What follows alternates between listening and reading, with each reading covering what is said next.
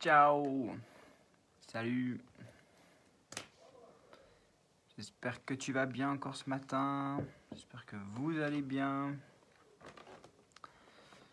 Alors déjà le 17 décembre, si je ne me trompe pas, encore une semaine, nous sommes à Noël. Yes, ça passe vite hein, quand même. J'espère que vous arrivez aussi à vous réjouir et à préparer votre cœur malgré la situation. Et puis, parce que voilà, on peut célébrer, se réjouir, quelle que soit la situation. Hein. Jésus peut être célébré, il est digne de recevoir notre louange encore ce matin. Je me réjouis bien sûr d'être avec vous quelques instants, toujours le jeudi dans mon bureau, là, à l'Escale. J'aimerais continuer dans Jean chapitre 1 ce matin, si vous êtes OK. Et puis, en fait, ma question que j'aimerais un peu nous laisser, c'est est-ce qu'il y a encore des Jean-Baptiste? Est-ce qu'il y a encore des Jean-Baptiste aujourd'hui? Jean 1, en fait, nous présente aussi Jean-Baptiste et son ministère, où c'est... Bon, son prénom, c'est Jean, vous savez ces choses-là. Hein. C'est Jean le Baptiste, c'est Jean, c'est celui qui baptisait, donc c'est ça qui a donné Jean-Baptiste.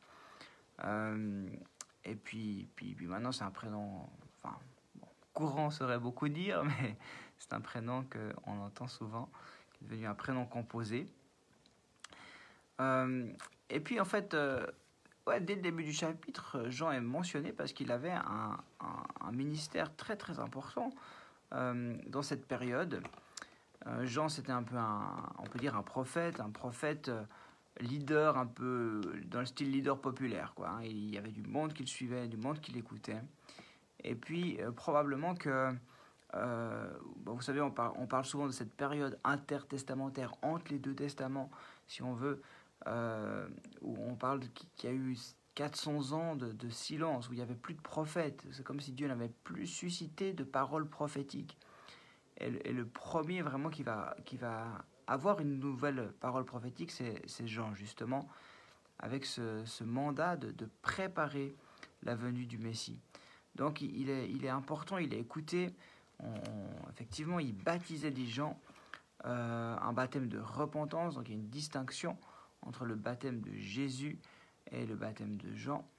Mais l'idée, c'était vraiment de ramener le peuple, de ramener les gens à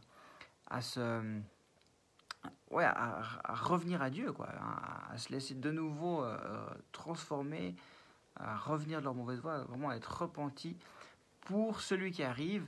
Il y avait bien sûr une idée de jugement, hein, parce que voilà, ce que lui pensait, c'était aussi que le Messie qui allait arriver aussi avec une forme de jugement. Donc il allait baptiser d'eau mais de feu aussi. Donc cette idée aussi bien sûr qu'on peut relier à l'esprit, mais aussi à la réalité d'un jugement. Donc voilà, Jean a un ministère important. Et puis on voit, donc dès le début du chapitre 1, je vous fais juste un petit retour, hein, mais déjà au verset 6, il est mentionné, il y a eu un homme envoyé par Dieu. Donc si on lit le début du texte, on se dit, ils vont parler de Jésus, ils vont parler du Messie. Non. Son nom était Jean. Il vint comme témoin pour rendre témoignage à la lumière, afin que tous croient par lui. Il n'était pas la lumière, évidemment, c'est pas Jean de la lumière, mais il vint pour rendre témoignage à la lumière. Après, on le voit au verset 15, il écrit « Jean, lui, a rendu témoignage et il s'est écrié « C'est celui à propos duquel j'ai dit « Celui qui vient après moi m'a précédé, car il était avant moi. » Là encore intéressant, donc plusieurs fois on voit c'est dit au moins 2 ou 3 fois. Donc Jean dit c'est celui que j'ai annoncé qui vient après moi, qui me suit, mais en même temps il m'a déjà précédé. Hein. C'est Jésus qui était Dieu, c'est celui qui était là dès la création, dès le commencement, comme on l'a vu hier. Et puis après au verset 19, là on rentre plus dans l'explication de la mission de Jean. Je vous lis encore un petit bout. Voici le témoignage de Jean lorsque les Juifs envoyèrent de Jérusalem des prêtres et des Lévites pour lui demander « Toi, qui es-tu » Hein, donc il y a quand même un peu une crainte aussi des autorités, des juifs, des sadducéens, des pharisiens. Et puis ils veulent savoir qui c'est ce gars, qui est Jean. Est-ce que c'est lui le Messie? Alors, qui es-tu? Et puis il répond pas en disant qui il est, il dit qui il n'est pas. Hein, il commence à dire moi je ne suis pas le Messie. C'est comme si tout de suite il veut hey, c'est pas moi le Messie, je vous rassure. Puis qui es-tu? Est-ce que tu es Élie? Et ça c'est aussi intéressant parce qu'on voit dans Malachie en fait que Élie va, comme il y aura un nouvel Élie, Élie va revenir. Donc il dit mais est-ce que c'est lui Élie? Et Jésus l'associera, donc associera le ministère de Jean-Baptiste à Élie. Et ils avaient aussi une certaine ressemblance dans leur style. Donc, mais lui il dit non, c'est pas moi, je ne suis pas Élie. Es-tu le prophète? Il répondit non. Mais alors il dit mais qui es-tu? On a besoin de savoir parce qu'on nous a envoyé, on a besoin de réponses. Et puis il dit je suis la voix de celui qui crie dans le désert. Puis là il cite Ésaïe, rendez le chemin du Seigneur droit, comme l'a dit le prophète Ésaïe. Rendez le chemin du Seigneur droit. Je suis celui qui crie dans le désert. Et puis bon, il y a cette scène qui se passe, puis le lendemain, donc il est là où il baptisait, il est là dans le désert. Et puis le lendemain, Jésus va s'approcher. Et puis il va dire au verset 30, c'est celui à propos duquel j'ai dit, après moi vient un homme qui m'a précédé, car il existait avant moi. Donc je vous disais, ça fait le parallèle. Verset 31, pour ma part, je ne le connaissais pas, mais c'est afin de le faire connaître à Israël que je suis venu baptiser d'eau. Et puis Jean rendit aussi ce témoignage, j'ai vu l'Esprit descendre du ciel comme une colombe et s'arrêter sur lui. Je ne le connaissais pas, verset 33, mais celui qui m'a envoyé baptiser d'eau m'a dit, celui sur qui tu verras l'Esprit descendre et s'arrêter, c'est lui qui baptise du Saint-Esprit. Moi, j'ai vu et j'atteste qu'il est le Fils de Dieu. Voilà, donc c'est ce côté témoin que Jean relève. Alors voilà, Jean c'était un peu un gars particulier, un gars qui vivait dans le désert. Il faisait probablement partie d'un mouvement qu'on pourrait dire de restauration d'Israël, qui était très important parce qu'il y avait une réelle décadence à ce moment-là. Et puis certains vont même se demander, peut-être vous avez entendu, est-ce qu'il faisait partie de la communauté de Qumran, mais il y a aussi pas mal d'arguments qui seraient en défaveur de cela, pour ceux que ça intéresse. Mais dans ce mouvement de restauration, le désert, c'était le lieu de refuge, c'était le lieu d'attente. Donc, Jean, il vivait vraiment là. Il s'en fichait pas mal des biens matériels, de comment il était vêtu. Lui, il accomplissait sa mission, quoi. On sait aussi que donc, ses parents, c'est Zacharie et Élisabeth, donc il est cousin de Jésus. Et puis, bien sûr, il y a pas mal aussi d'opposition à son égard. Et d'ailleurs, il finira décapité. Donc c'est aussi il est mort martyr, quoi. Mais voilà, on voit que son but c'est vraiment d'amener, de préparer Israël à la nouvelle saison, à l'arrivée du Messie. Et puis ce qui me parle au milieu de tout ça, vous dites bon, je lis beaucoup aujourd'hui, mais ça vaut la peine de se pencher un petit peu là-dessus. Ce que j'aime là, c'est, ce qui m'a frappé en fait en relisant ces textes.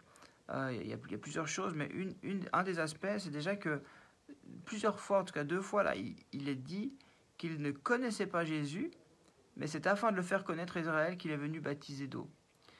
Donc c'est comme s'il y a une sorte d'insistance, mais je ne connaissais pas Jésus. Je ne le connaissais pas, je ne le connais pas, mais je viens attester, je viens dire, je viens être témoin. Et puis cet aspect de cet homme qui crie dans le désert, qui a comme un seul objectif, un seul focus, c'est d'annoncer la venue du Messie.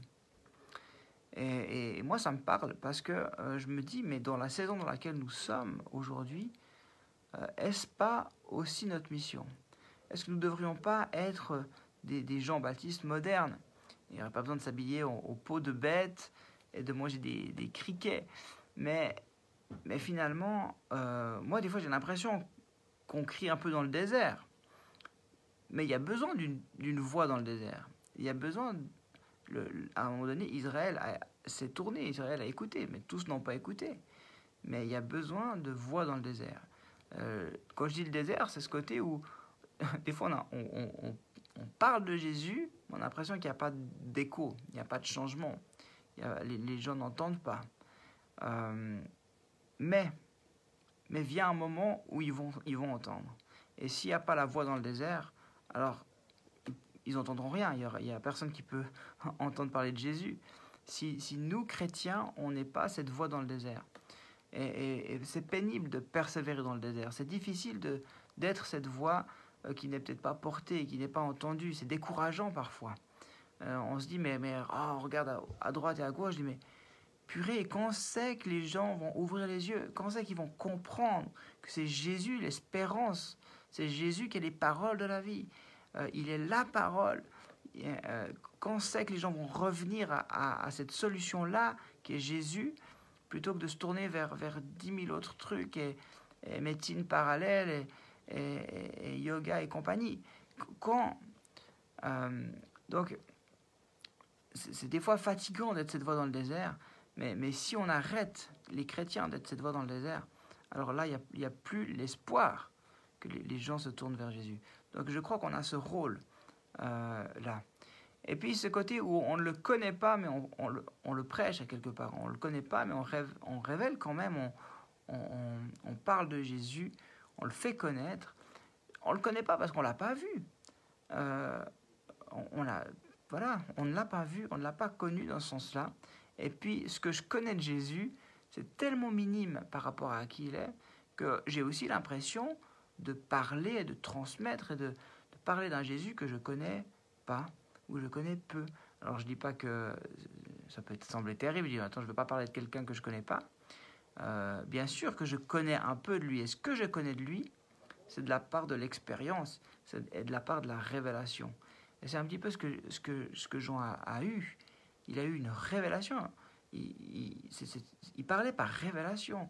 Il a été conduit dans le désert dans ce ministère-là, sans connaître fondamentalement Jésus. Donc c'est la révélation qui lui permettait de le connaître. Et puis la parole de Dieu, parce que donc il était très attaché à la parole de Dieu, et spécialement au livre d'Ésaïe. Et ça, c'est aussi une indication pour nous. Je parle de Jésus, de l'expérience et de la révélation que j'ai eue de lui. Mais deuxièmement, je parle de Jésus à partir de la parole qui me révèle qui il est, qui me révèle encore une fois le Dieu dans son ensemble, Dieu Père, Fils, Saint-Esprit.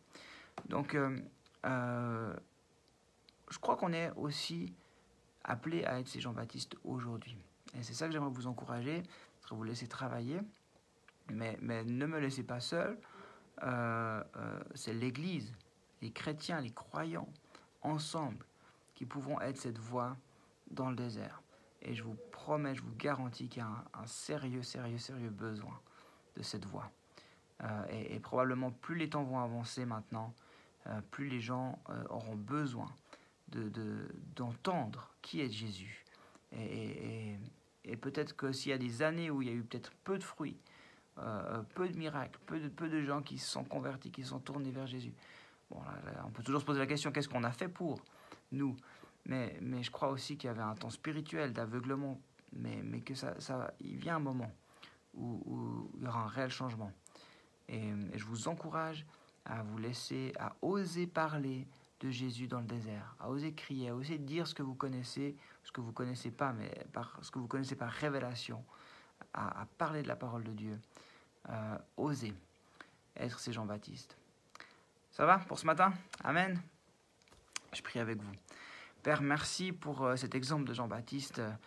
Ta parole en parle abondamment. Merci pour cet homme qui a osé être différent, qui a osé parler de toi, qui a préparé les cœurs d'Israël à l'arrivée du Messie. Et ça a fait une réelle différence.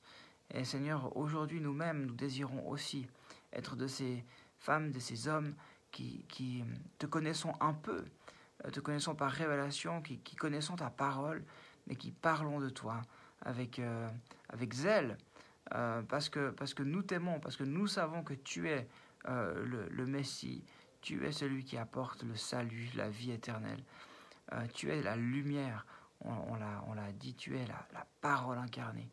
Alors Seigneur, viens dans cette peu de révélations que nous avons de toi, viens libérer notre bouche afin que beaucoup entendent encore qui tu es.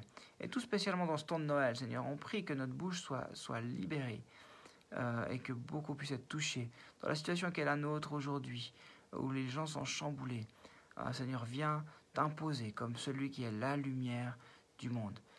Viens régner, viens éclairer, Seigneur Jésus, tout homme, comme tu l'as voulu. Merci d'encourager chacun dans cette nouvelle journée. Merci pour ta grâce et tes bontés qui se renouvellent chaque matin pour nous. C'est un cadeau de te connaître et de vivre avec toi. Amen. Amen, amen. Alors soyez bénis. Bonne suite de semaine. Donc demain, c'est les souricots qui seront avec nous. Et puis, pour ceux qui connaissent l'escale pour vrai, pour de vrai. Donc dimanche, on a 2 cultes. Vous aurez une information encore aujourd'hui. On a 2 cultes, 9h45, 17h30 pour fêter Noël. Ensemble, bien sûr, le premier culte est filmé en direct. Soyez bénis et puis bonne journée. Bye bye.